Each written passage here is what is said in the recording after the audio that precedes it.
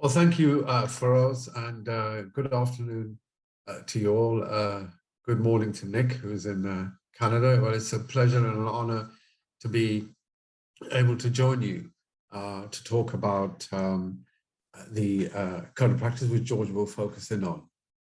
I think as lawyers, traditionally in the past, our job was to advise in relation to technical legal issues, but increasingly, my view, based on my experience, is that as labor law lawyers, lawyers generally, our role is more as advisors to businesses and also advising in relation to the management of risk. And this really is the genesis for Access, which seeks to bring together best practice from all over the world and apply it in particular jurisdictions to learn the lessons of how the law is applied and developed in different parts of the world. And I practice in the UK. And we seek to advise, as I say, businesses in relation to areas of risk. And, you know, claims can be settled and agreements can be reached between parties, but reputations once damaged are very difficult to repair and can have catastrophic consequences. So I'm going to be direct with you today and say to you that this particular area that we're going to be looking at ranks as a high risk area, and businesses need to stand up and take notice and to engage in proactive measures and not wait for disaster to strike. Next slide. Now, if you're not persuaded by what I say there, then you just have to learn the lesson involving this individual. Now, you may not know who he is. His name is Chris Pincher. You will be aware that there is some political turmoil in the UK at the moment, with the Prime Minister having to step down.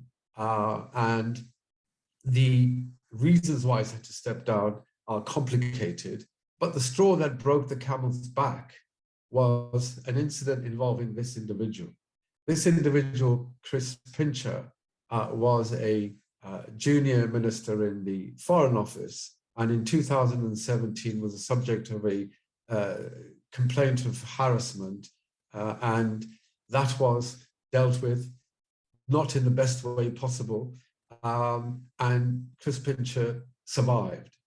He remained in the Conservative Party, which is the ruling party, and was promoted by Boris Johnson as Prime Minister to become the Deputy Chief Whip.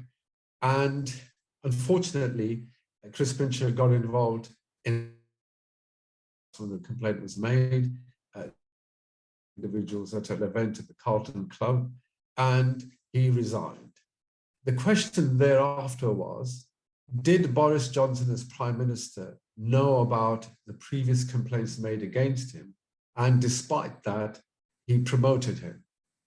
At first, the Prime Minister denied he had any knowledge, and it wasn't until a senior civil servant went public to say that a complaint had been made that Downing Street and Boris Johnson in particular had to row backwards in an extreme hurry. The Prime Minister apologized and said he was aware and he was sorry that he had promoted him despite the complaint.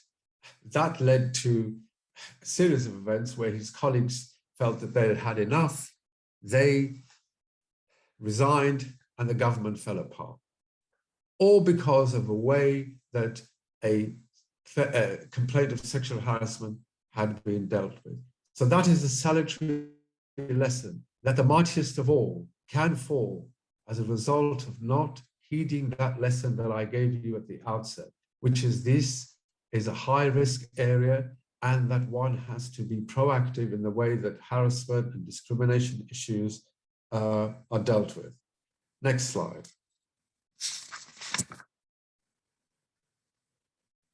Actually, you may have noticed there was a quote there saying, pincher by name, pincher by nature. this was an allegation made against Boris Johnson, and that's what he said, which gave the impression that he didn't take this issue seriously. Once again, underlying the fact that this is a high-risk area. Now, what is the statutory framework? This will not come as a major surprise to you. The Equality Act 2010 sets out the types of harassment that are declared unlawful. There are 3 types: harassment related to a relevant protected characteristic, sexual harassment, and then less favorable treatment because you reject sexual harassment related to your sex or gender. Now, the first one, which is harassment related to relevant protected characteristic, is quite broad. It's not just about sexual harassment. It deals with any protected characteristic. And in the UK Equality Act, there are 9, such as race, age, religion, disability, similar to the kind of framework that you have in South Africa. So it's broadly outlawing harassment if it's linked to one of these 9 grounds. Next slide. Those of you who have looked at the code will recognize this formula. So I'm using sex as one of the protected characteristics. It could be race, religion, or disability. So the way that the lawmakers have set out the formula is that there has to be unwanted conduct related to that characteristic. As I say, it could be age, race, disability, or whatever. And that unwanted conduct has the purpose or effect of violating the worker's dignity or creating an intimidating, hostile, degrading, humiliating, or offensive environment for that worker. Please bear in mind the words purpose or effect. So as lawyers, we can sometimes complicate things, and Access, we believe that we should present law in a way that is comprehensible by those who have to apply it. So you have unwanted conduct, it's got to relate to a protected characteristic, and it has the purpose or effect of violating, creating an intimidation, as set out there. So please bear that in mind. Next. So the question is, what does unwanted mean? And the courts have indicated, and there's similar codes of practice in the UK, that the unwanted means, as one would expect, that it's unwelcome or uninvited.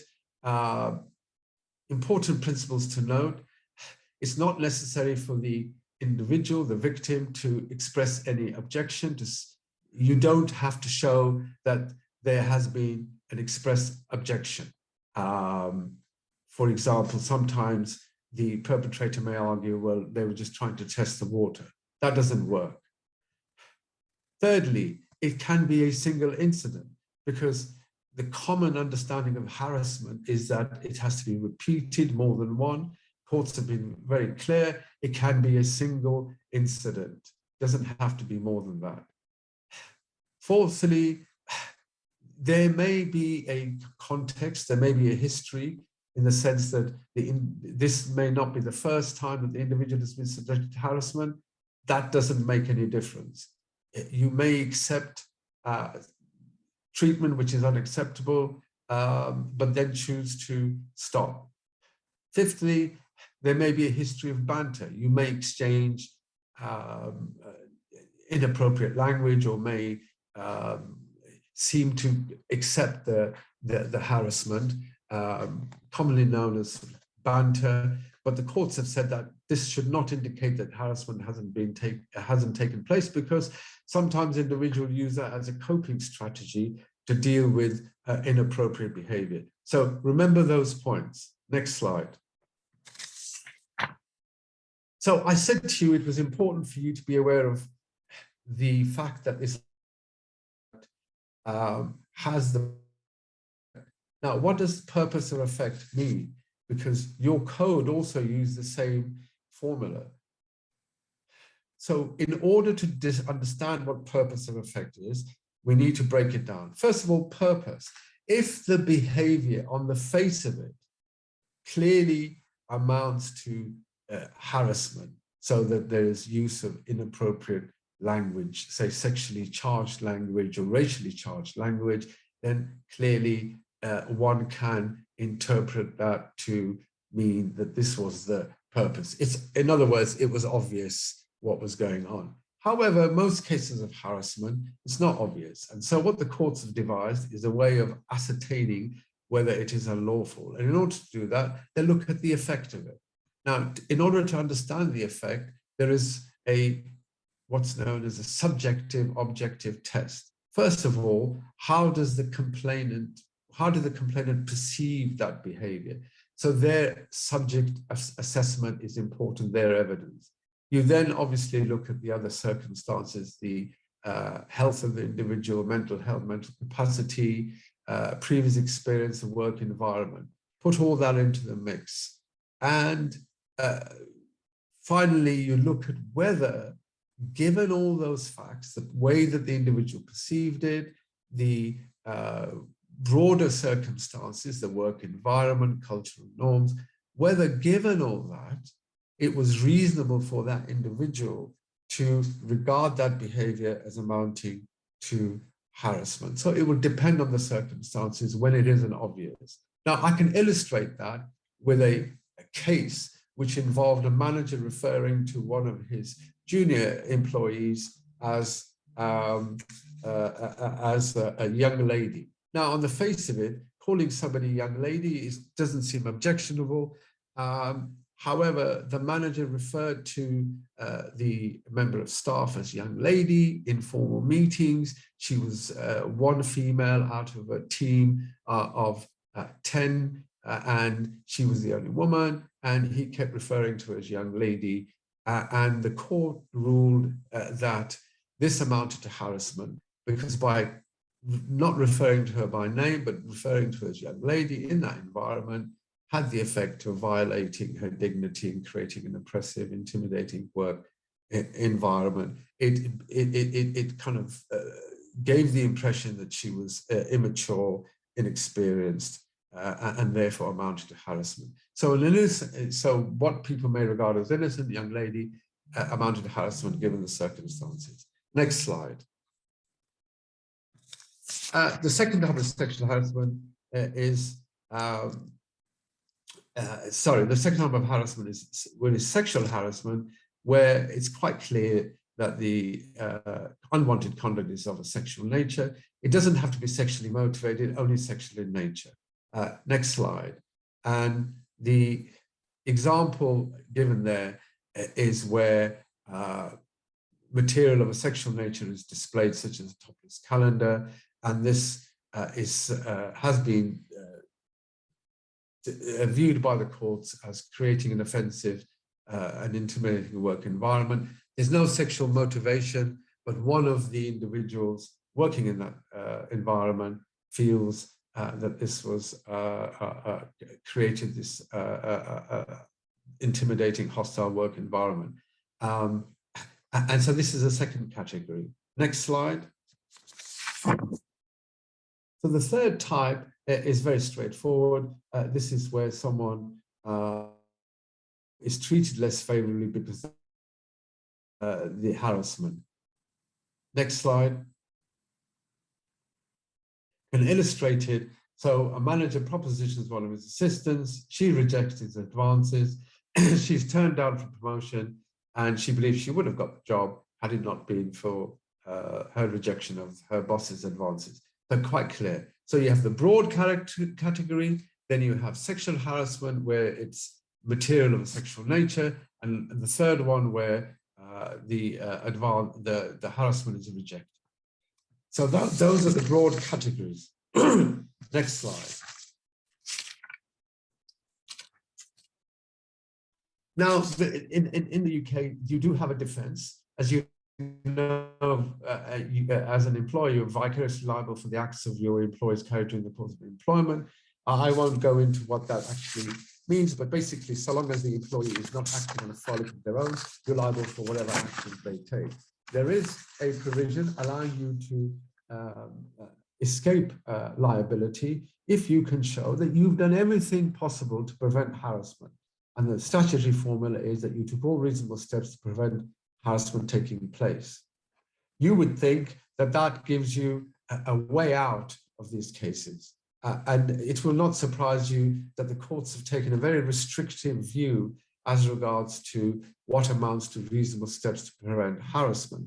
Their view is that if it's interpreted too broadly as a defense, employers will escape liability, whereas as a matter of public policy, it is important to create work environments which are inclusive and where there is no harassment. So if employers in the UK, and very few have succeeded, are to be able to run that defense, they have to show that they had comprehensive training in place, that it was done on a regular basis, it was consistent. So in short, there was a comprehensive program of action in place to eliminate that harassment taking place. If you can show that, you will have a defense to any claim. So I want to look at what it is that we can do, because it's not enough, as I said, as lawyers to tell you what the law is, but what we pride ourselves on Access is to give you the solutions. Next slide.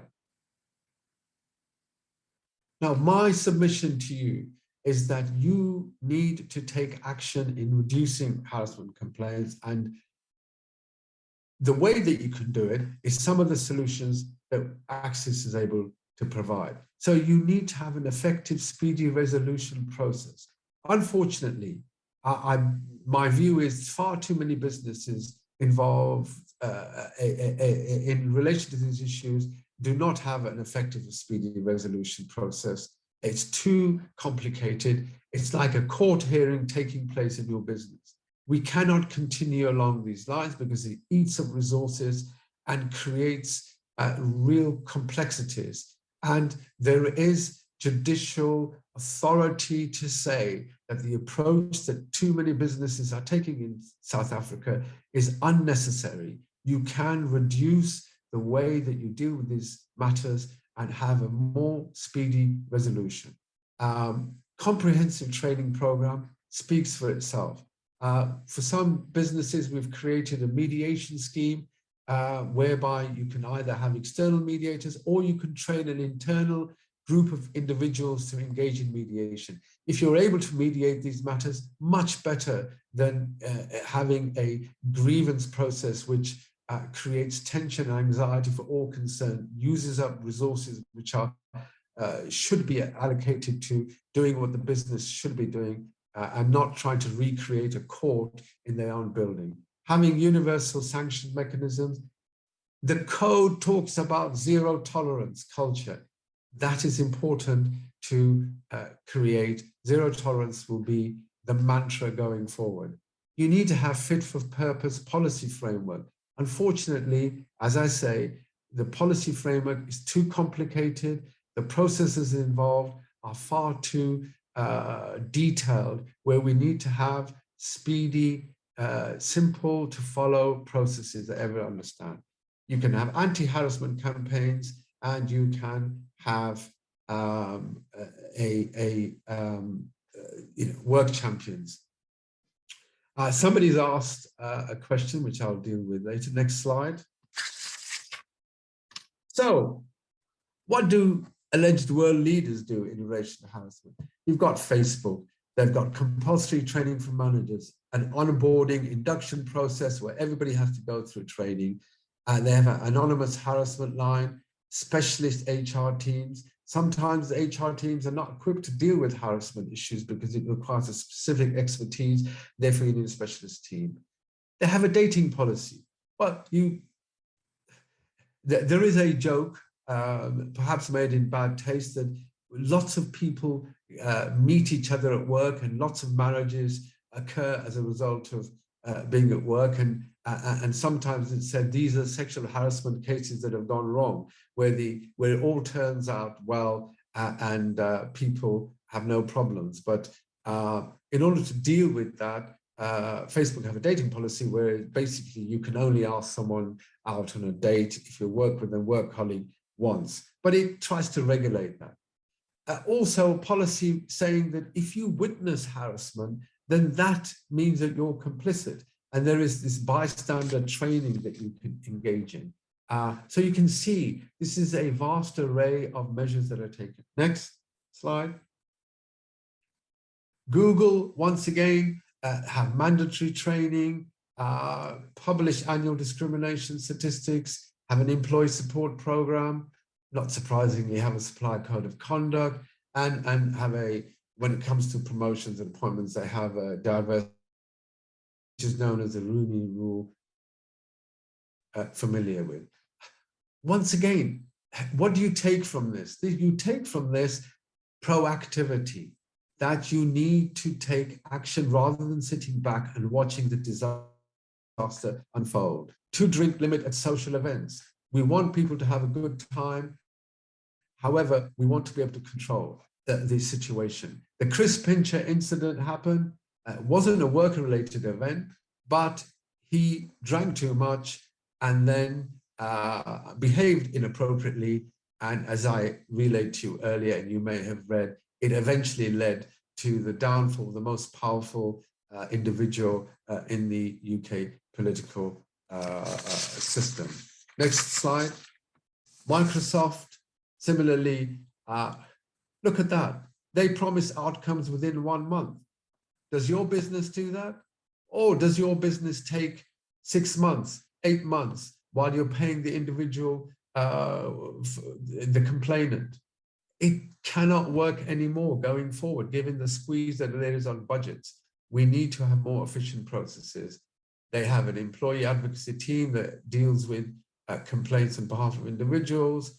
They also publish the statistics, and they also have a system whereby when it comes to penalties, that this requires sign off from senior people within the business.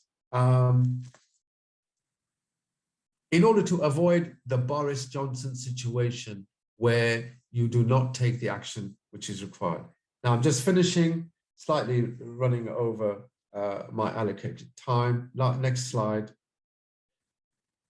One way of doing tackling the inappropriate behavior in the workplace is to have in place what's known as a traffic light system, where individuals are able to highlight that the conduct, say in a meeting, to say, well, look, this is a behavior which is amber, green, yellow, or red, in order to avoid confrontation. That may not be appropriate, but it's just a way of showing how you need to be innovative. So that's a very quick run through as to statutory framework in the UK. But as I say, the lessons to learn are that we have to go beyond the minutiae of the legal rules. We have to be proactive. We have to look at risk. We have to manage that risk. We have to convince the board of directors that these are high risk areas and that it is necessary to invest funds in carrying out some of the measures that I have set out. In answer to the question that was made, the young lady case, the individual was dismissed. Thank you very much. And if you have any questions, I can take them later. Thank you. Thank you very much, Makbool. I think that the very, I think the buzzword that Makbool tells us is be proactive. And, while we all know this is a high risk area, there you have it. The British government is rocked by a scandal because at the highest level, they didn't do enough to combat the risk of harassment in the workplace. And you will recall not many years ago, the Clinton administration was also rocked by similar allegations. And while we all know that these are high risk areas, there isn't enough done in the way of proactivity.